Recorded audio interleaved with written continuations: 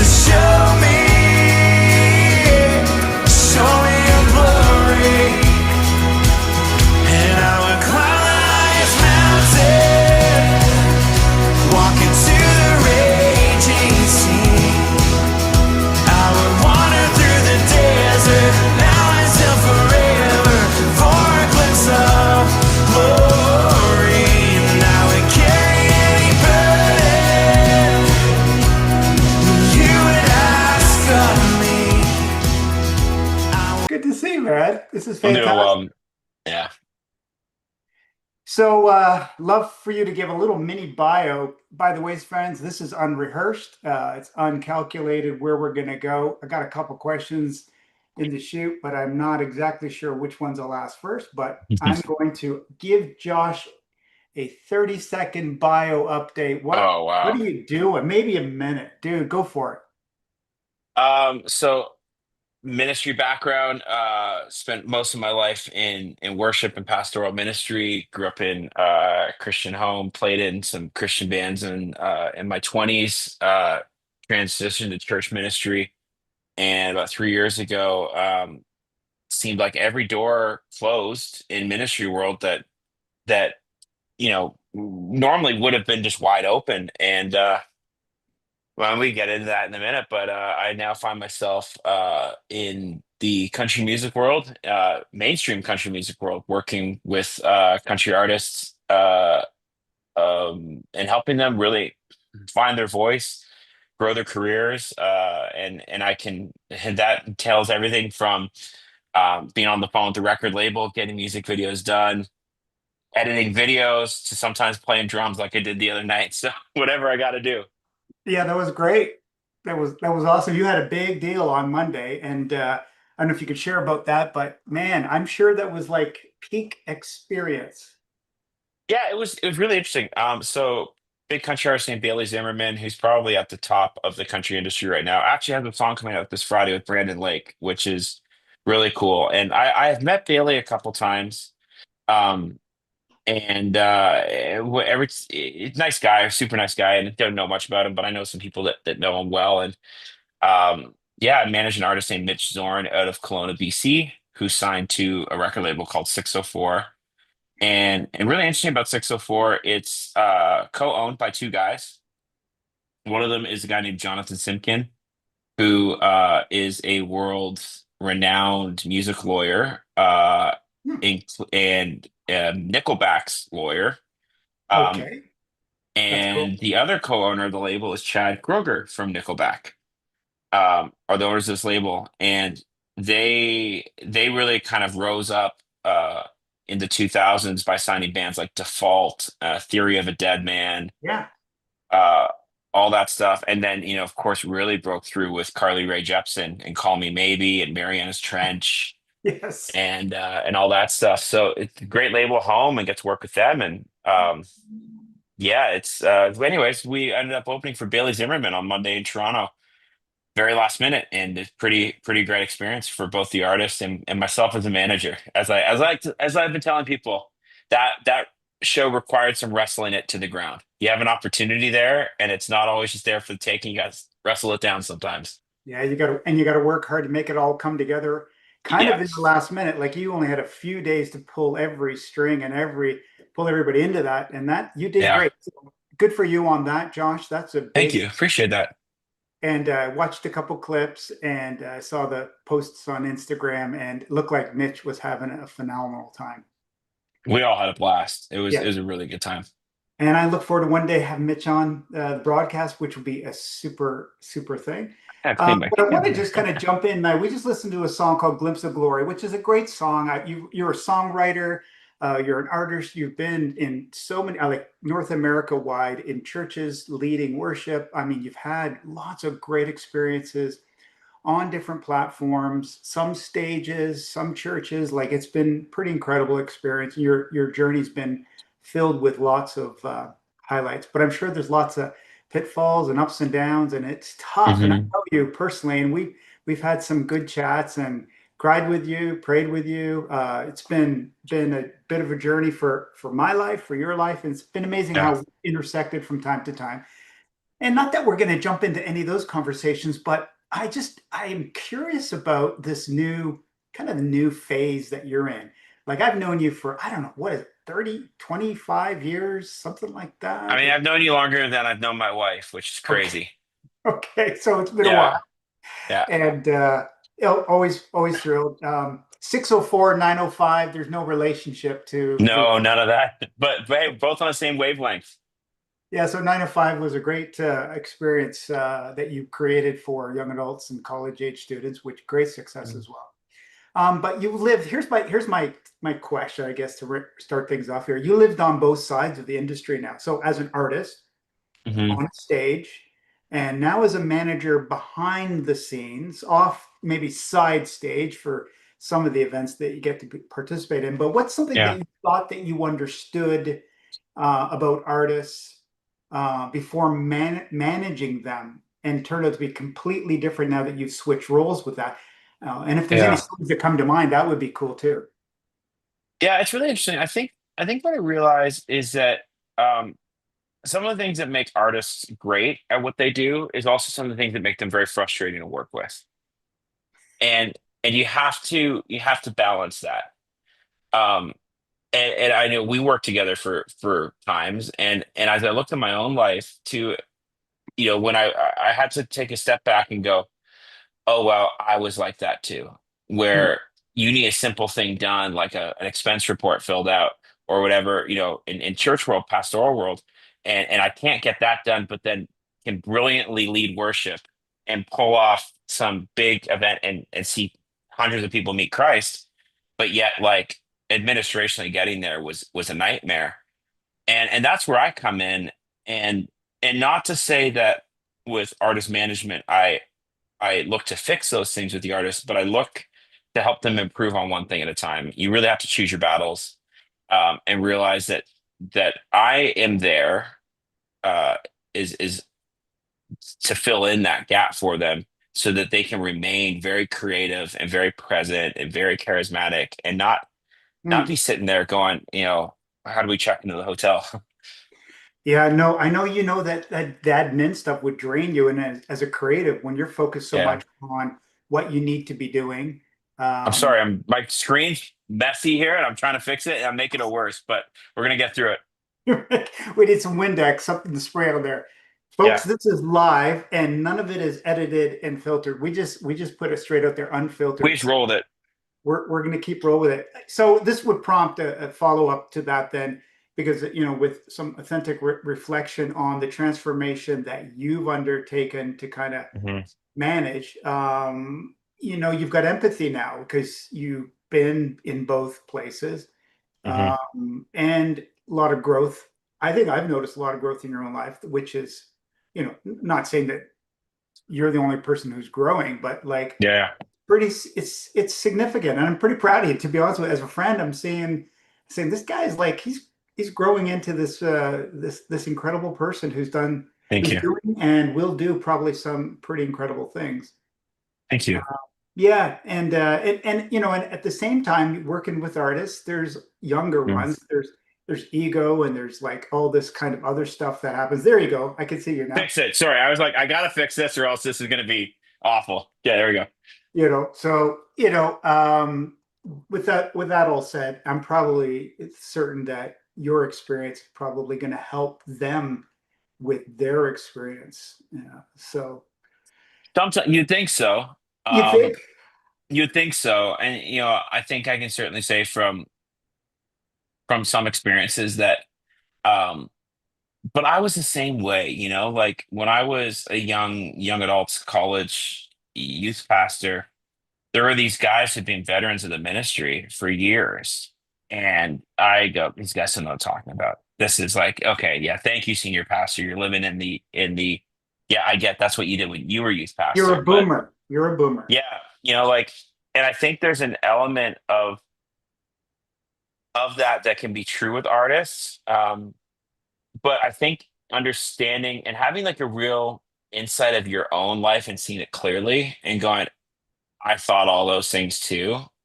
And there's a time to push and there's a time to just be present. Mhm. And I'm sure that's challenging. Like even on a personal front, how busy you are, family, raising kids. You got two amazing, beautiful children, great Mhm. wife, and like, and I know that's a priority for you. You treasure it. I know you work hard to make sure that's a priority, which Mhm. can't always be easy in the industry that you're in. Yeah. Yeah, Um, it's tough. it's tough, right? So, and in country music specifically celebrates this thing called authenticity. You know, you'd Mm. see, you know, the whole idea is like you got to be real and raw, but Yeah. there's also a lot of image and branding and Yeah. to succeed. And I'm sure that you're helping the artists that you manage to stay real without losing Mhm. the I don't know the polish of what the industry demands. Um, but it's how do you balance that then the raw, the real with like I got to show up. Yeah, I think with every artist it's different. Um, you know, I think it's if I'm having a bad day today and let's say my wife and I get in an argument, um, and there's some tough moments, I gotta still show up and be here, right?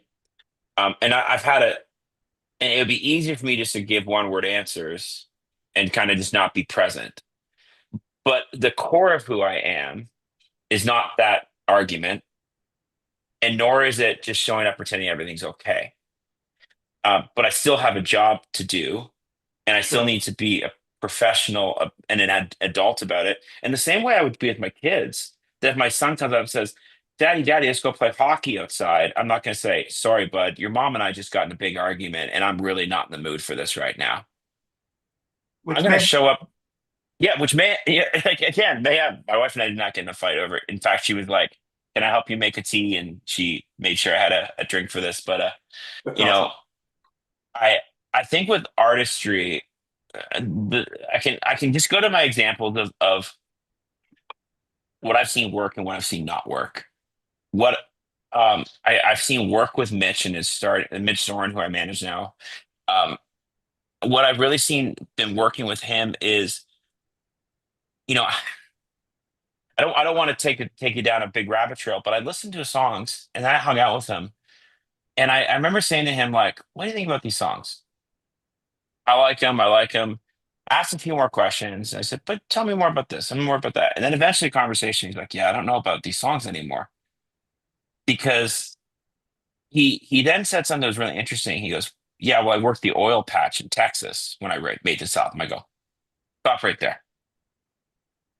And I said, "Tell me more about that." He goes, "Well, have you seen the show Landman?" I said, "I haven't." So he says, "Go watch it." So I went and watched a couple episodes. And,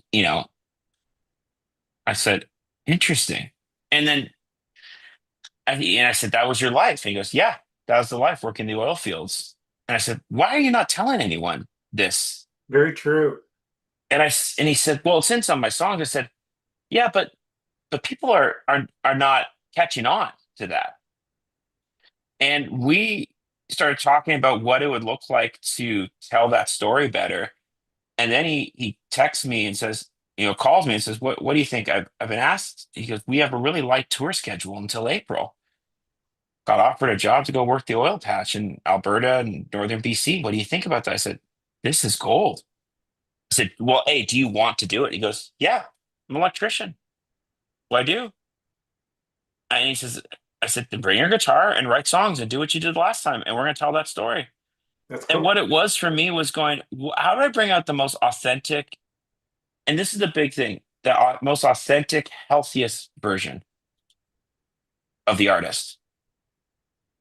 And Yeah. I go, when you get there, everything you do will stem out of that. You'll write better songs, you'll perform better, you will embrace meeting fans who might be weird or annoying or ask annoying questions, and you'll have a gratitude for doing it better when you're your most authentic, healthiest self. And that to me feels very pastoral. I think that you're in that mix. I think you can't take that out of you because that's part of who you are too. And now you're drawing that out of somebody in the music industry as much as you would have done that perhaps guy in a band that you work with. when you're on the stage with 905 or whatever, and you're pulling out the best out of them. I see how your pastoral heart, shepherd's heart, is what the Bible would talk about. A shepherd's heart for people still continues to help these people that are around you. Because my job's not to make them something they're not. My job is to help them be the most authentic, healthiest version of who they are. And I think early on, I see a lot of churches do this. For any pastors listening right now, I am I've led at so many churches where they're like, here's the mic. No, no, you're not gonna have a guitar, you're not gonna have a mic stand. You're gonna stand at the front. We're gonna have six singers across the front, just like Elevation does. We need you jumping and rowdy. And I said, that's not me. I'm intense. I'm sincere. I'll cry. I'll get on my knees. And I remember early on, like in leadership, leading with my sister, and she was not me. I was the charismatic, hand me a mic and tell me to waste 20 minutes. I'm fine. She was different, but I always tried to make her fit more of my style Hmm. instead of actually figuring out what she was great at. And sorry, it's emotional. It's my sister. Um, Beautiful, man. I realized she had such a sensitivity and discernment, the spirit that I didn't have. And I almost like wanted to silence that in her Mm. so that she could be this charismatic, like, jumping around the stage person. And that's not who she was. And I learned a lot from that because I think I really stifled a lot of gifts and a lot of people by trying to make them carbon copies of me or carbon Yeah. copies of somebody else. Or the And I expectations. yeah, man, I don't want to do that anymore. I'm tired of seeing that in church world and music world. Everyone's just trying to be the other person. Like, that's not you, don't do it. But fine, but don't say I don't want to do that. That's not me. I go, tell me what is you, Mm. and we'll work with that, you know? That's amazing. Yeah. That's beautiful. Hey Josh, Sorry, I good. don't, I appreciate the fact that this is raw and honest with coming straight out of your heart, and that's always what I've loved about you is that genuine kind of the real deal guy.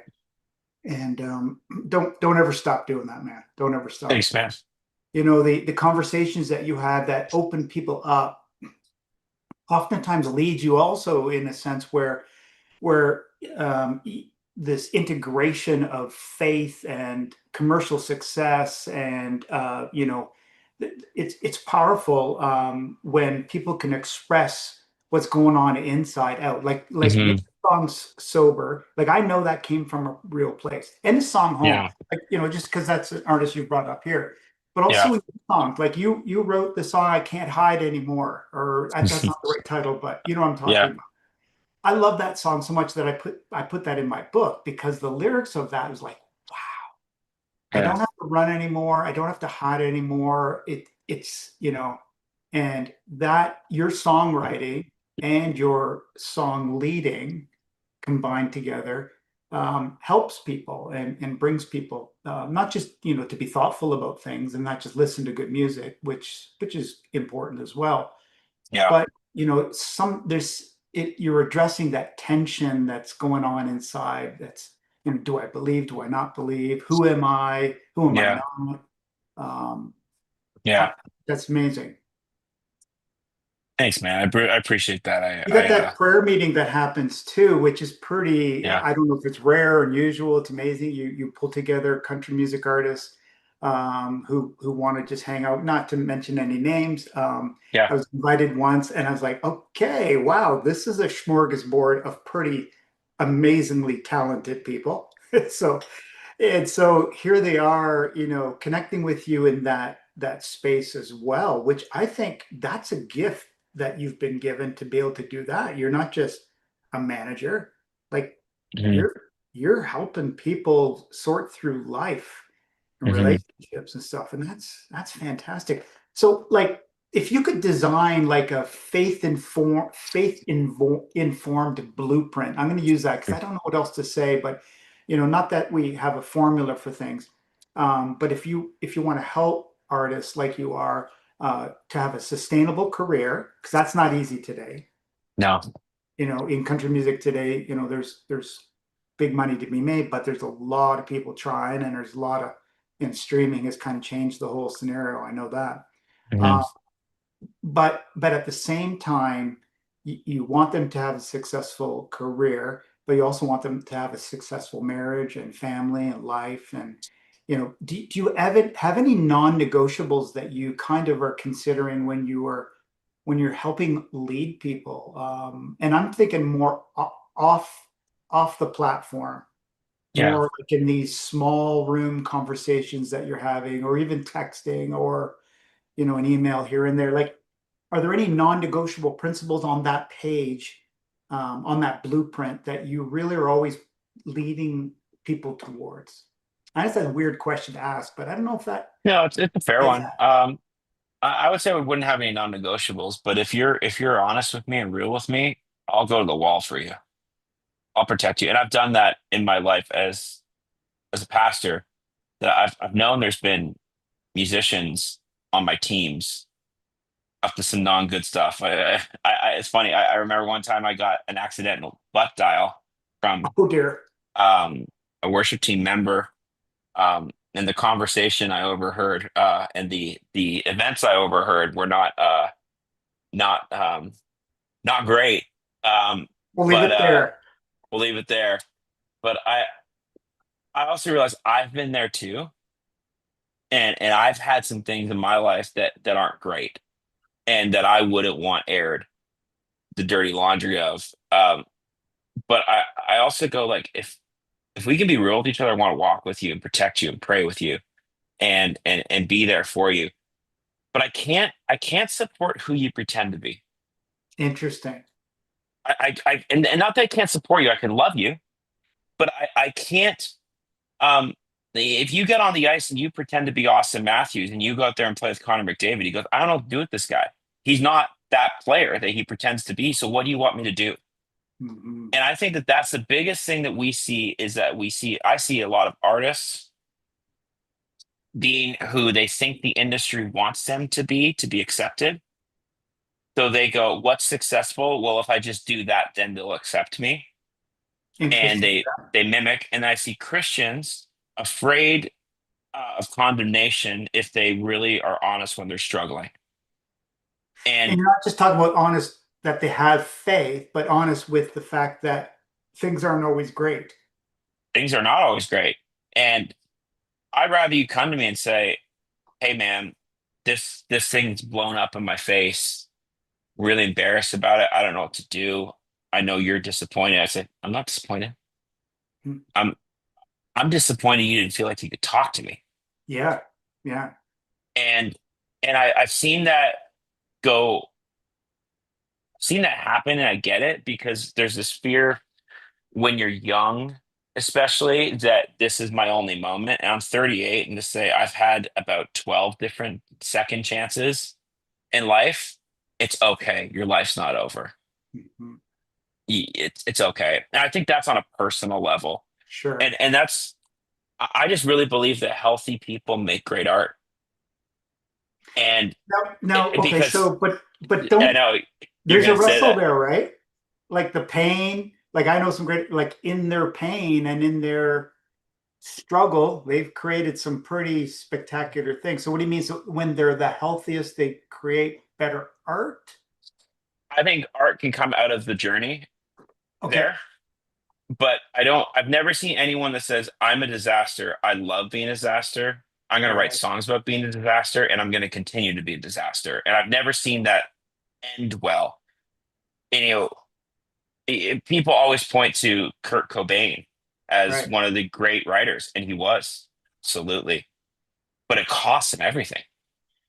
Listen, a lyric in his one song about the shotgun, like then later on knowing what he did with his Yeah. life, like that was in his lyric in a struggle, but yet, oh, I know that is a brutal example. Like that's actually really sad. And I'm not here to like granted, I've written songs, but I wouldn't call myself a songwriter first. In the same way I would that I've led organizations. I wouldn't call myself a CEO first. Uh, but I think I think there's something to walking with artists in their pain that can bring great art out of it on a road to some healing. Because Mhm. you may, I don't know, you can create some great art, but do you even enjoy it? Are you even proud of it? Are you even enjoying your life at that point? Yeah, nobody grows up dreaming to be broken or to Yeah. be disaster or going through heartache. Nobody wants that, but when you're going through it, the thing of it is there a desire to get through it, to want to get over, get through, get around, whatever might be the challenges that are there. Like you've been Hmm. through stuff. I don't know. We have a little bit of You can time go, left. you can go wherever you want, man. I'm So an open you're book. in, what's that? I'm an open book, man. You can take us wherever you want. You know a lot about me, and I'll I be know more honest. about you maybe than I A want lot of to. people. Yeah. Yeah, but I love you anyways, despite it. And the fact that is you brought to me stuff that I went, oh my gosh, that'd be so hard. But you so let's just chat about this then. Yeah. I think great songwriters have written about what they have been through with the perspective, like hindsight is 2020. You can write better bit through it, but you've got to be through it in order to really make that song something that somebody wants to listen. It's all misery. Nobody wants to listen to a song that's miserable. Hmm. So sometimes, like it's our testimony, is that sometimes you can't tell the testimony midstream.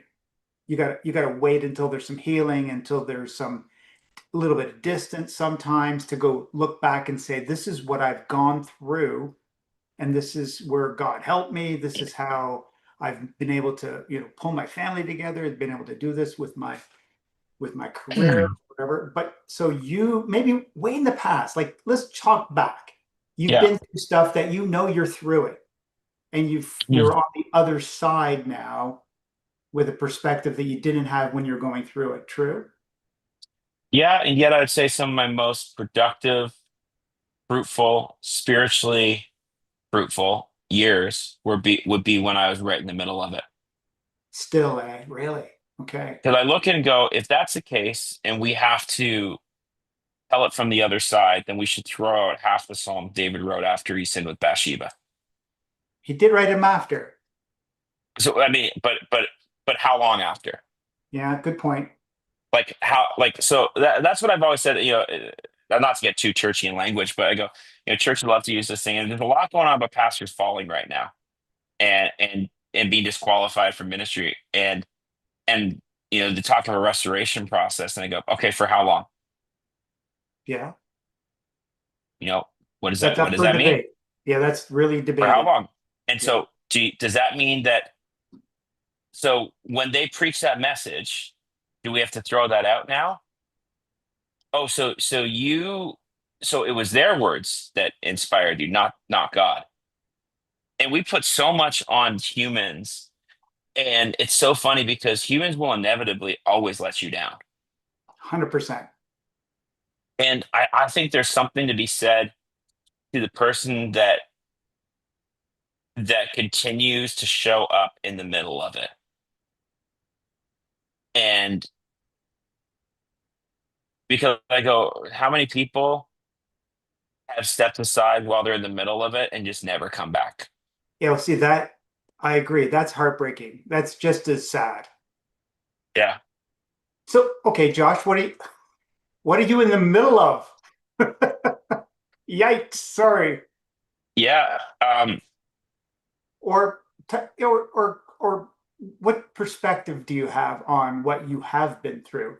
Like, especially if you're helping artists. This is the other thing. When you're helping artists, especially when they're younger, because you've had years Yeah. to walk through stuff and to learn things about yourself, Yeah. not just more about God or not just more about your craft, Hmm.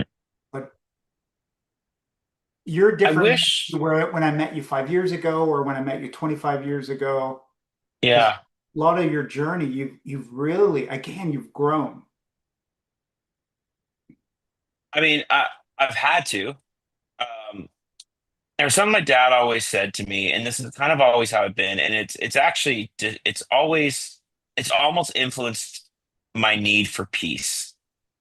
I need peace. I actually had an incident today where someone posted something and it felt passive aggressive to a comment that they made, and it was on and then it got reposted by a bunch of people, and I just said, "Hey, man, that hurt me because I feel like it was directly related to what you had said, and I just want to talk about it because I didn't feel okay with just moving on, going screw that guy."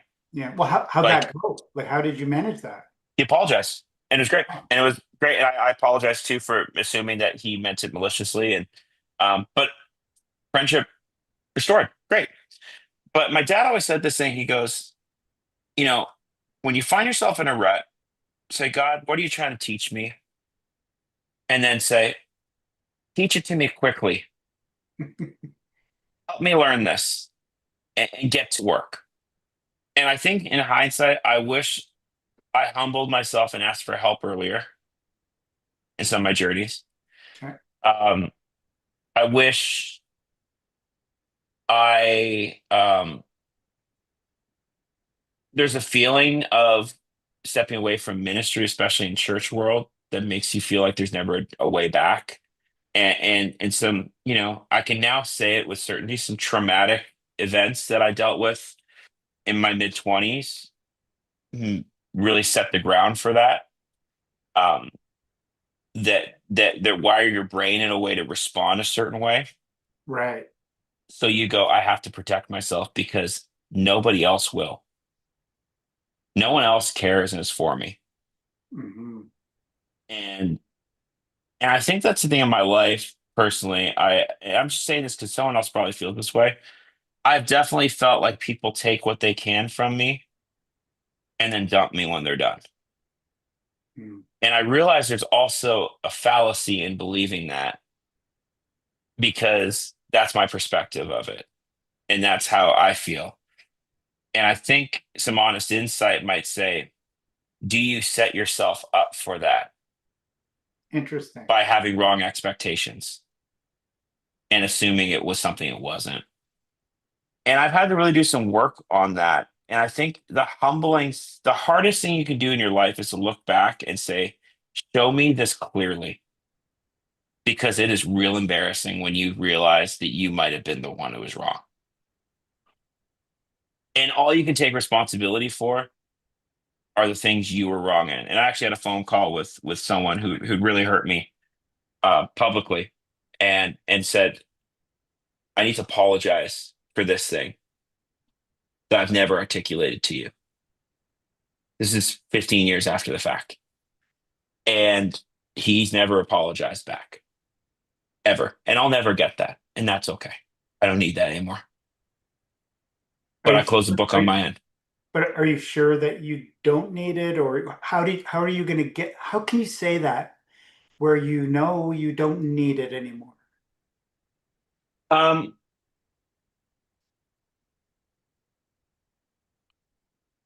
because my what I know about God has to take over my feelings. Okay. What I know to be true about God is that He is the provider, He is the restorer. And the more I want it, the less I'm gonna get it. Mm. And I realize the moment I let go and I just say, God, you're enough for me. What you've given me is enough. I'm confident in where I stand before you in my life. Examine my life, search me, and tell me if there's any wrong way. And I can stand here and go, that's between him and God. Yeah. Because there are people I've wronged that I've never apologized to that I'm probably not even aware I did. No, we're all like that. We've all been in that situation for sure. Man, that's Yeah. brave, Josh. That's a big. That's not just a little lesson. That's a big life lesson. And But I think it's all tied to the art. I think it's all tied to how you grow as you have to grow in your life. yeah, Anyone can write surfacey songs, but if you really want to strike at the heart of people, it's why Stephen Wilson Jr. is hitting home with people because he's writing stuff sincere. that is sincere and real. And you go, I get that. And nobody else is writing what he's writing. Nobody's presenting what he's presenting. It's pretty incredible. No, yeah, exactly. Yeah, that's beautiful. Well, Josh, we have a few more minutes, Yeah. and I don't want to take all the conversation pointing in the directions of my questions. I don't know if you. Fine. It's all good. It's all good, okay? Because you know, I was just wondering if there was like stuff that's like percolating at the top, dreams that are like that you're contemplating. So the question, I guess, is what's ahead for Josh McCabe? I mean, you've been with the Caves, the 9 to 5. I mean, like if I look at your stories, you've had such, and I mentioned this before, such really great experiences, opportunities Hmm. is a better word. Um, and you're this manager, which is awesome. I don't know if that was a lifelong dream to become a country music artist manager, but you're in it, you're doing it, you pull up some big things already. It looks like there's some exciting things coming up in the music world. But for you, what's what's Josh thinking is a dream that's still ahead? I think I've entered the season of my life where I get more excitement, and this is the analogy. I get more excitement watching my kids open up gifts than I do receiving them myself. Cool. And and that's where I feel as a manager. I get more excitement seeing the artists I walk with win awards and get to experience. I got a real joy watching Bailey Zimmerman and Mitch Zorn just hang out and get a photo together and just chat. I didn't get to be part of that. I didn't get a photo with Bailey. Wasn't for me. It's not my season for that anymore. It's me to step back and orchestrate it. But on that note, I made a worship album about 3 years ago that you played a song from, but I never finished. After a friend who was part of the album died of cancer pretty quickly, it really it kind of rocked me, and I just didn't want to finish it anymore. And so I've been really Took praying the wind about out of whether to your finish that. sails. I remember that. Yeah.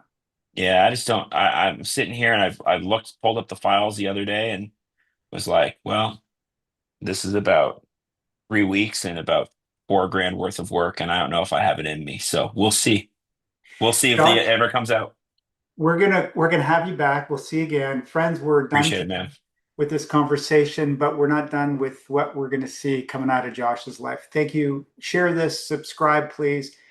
Give love to Josh in the comments. Thank you, Josh, for hanging out with me in these few minutes, and so appreciate you as a person. Give my love to your fam, and thank you for hanging out on Off the Record.